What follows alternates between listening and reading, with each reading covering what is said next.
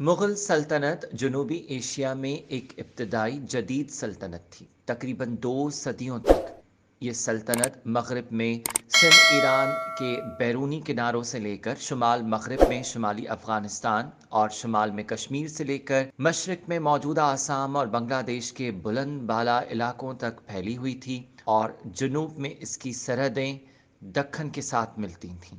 मौजूदा उज़्बेकिस्तान के एक कबीले से ताल्लुक़ रखने वाले एक जंगजू बाबर ने मुग़लिया सल्तनत की बुनियाद रखी। उसके बाद उसके बेटे हुमायूं और फिर पोते अकबर ने इस सल्तनत को आगे बढ़ाया। ये शाही ढांचा 1720 ईस्वी तक जारी रहा, यहाँ तक कि आखिरी बड़े शहंशाह औरंगज़ेब की मौत के फ़ौरन बाद, जिसके दौर में सल्तनत ने अपनी ज़्यादा से ज़्यादा जोग्राफियाई हद हासिल की, बाद में कम हो गई।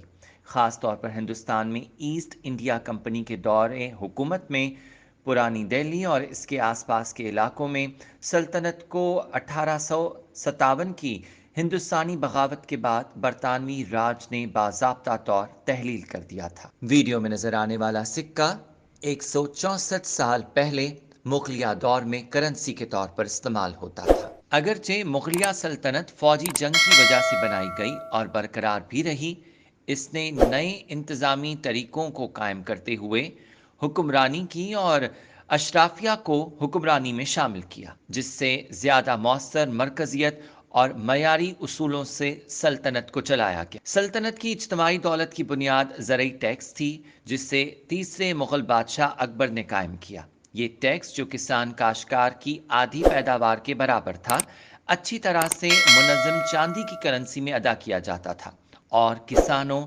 और कारीगरों को बड़ी मंडियों तक रसाई हासिल करने के लिए ये टैक्स अदा करना पड़ता था।